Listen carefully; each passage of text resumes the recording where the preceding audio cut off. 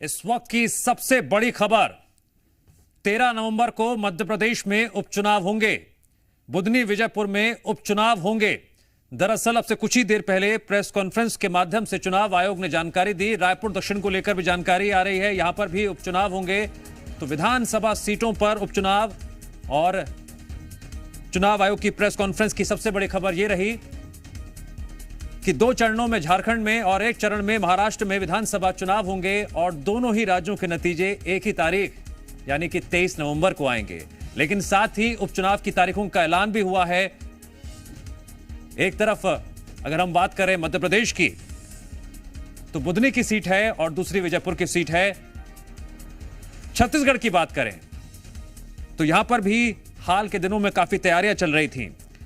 एक तरफ कांग्रेस ने मध्य प्रदेश में इन 2 सीटों के लिए 2 समितियां बना रखी हैं, तो बीजेपी ने भी बाकायदा कल बैठक की थी, नामों को लेकर चर्चा हुई थी और अब उपचुनाव की तारीखों का ऐलान हो गया है।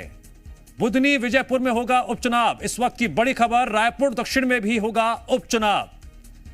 एक बार फिर मध्य प्रदेश और छत्तीसगढ़ में देखने को मिलेगा सियासी घमासान और चुनावी मैदान में उतरेंगे धुरंधर।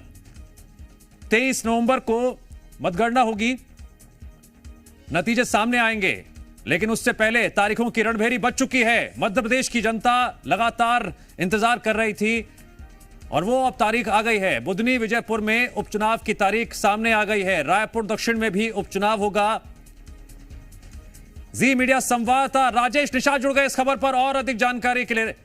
राजेश, आखिरकार तारीखों की रणभेरी बज चुकी है। रायपुर दक्षिण को लेकर हाल के दिनों में हम काफी बयानबाजी और तैयारी देख रहे थे। अब उन चेहरों पर नजर रहेगी जिनका हाल के दिनों में विश्लेषण हो रहा था, कमरे के अंदर बैठक कर चर्चा हो रही थी। अब उन नामों के बाहर आने का बारी है।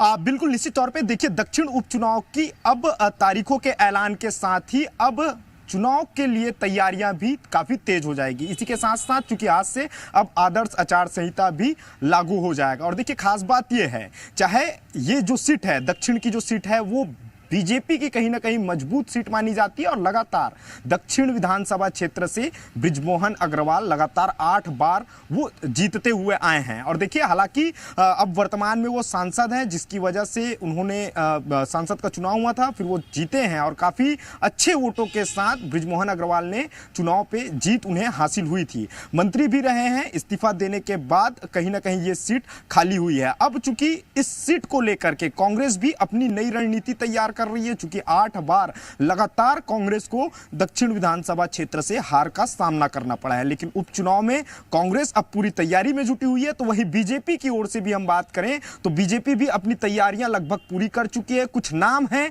जिसे लेकर के चर्चाएं भी हो चुकी है, बैठक हुई है और बैठक में कुछ नामों को लेकर के रायशुमारी भी कर ली गई है। देखिए, 3 से 4 नाम निकल के सामने आ रहे हैं। देखिए, पहला नाम उस पे चूंकि जो महामंत्री हैं बीजेपी के संजय श्रीवास्तव, उनका नाम निकल के सामने आ रहा है। पूर्व सांसद सुनील सोनी, उनका नाम निकल के सामने आ रहा है। इसके अलावा जो भाजपा के प्रवक्ता हैं केदार गुप्ता, उनका भी नाम है। साथ साथ और भी कई दिग्गज हैं जिनका नामों को लेकर के चर्चा हो रही है। लेकिन अभी फिलहाल पार्टी ही तय करेगी कि किसके नामों पे मुहर लगाना है। उसी तरीके से यदि कांग्रेस की बात करें तो कांग्रेस में भी दक्षिण विधानसभा को लेकर के जो वर्तमान सभापति हैं रायपुर नगर निगम के और पूर्व महापौर हैं प्रमोद दुबे, उनके भी नामों की चर्चा है। इससे पहले चूंकि कन्हैया अग्रवाल भी उस क्षेत्र से चुनाव लड़ चुके हैं दक्षिण से, हालांकि हार का उन्हें सामना करना पड़ा था, लेकिन उनके नामों की भी कहीं ना कहीं चर्चा इस वक्त है। अब जैसे ही चुनाव की तारीख का ऐलान हो चुका है, अब उसके बाद दोनों ही राजनीतिक दल अब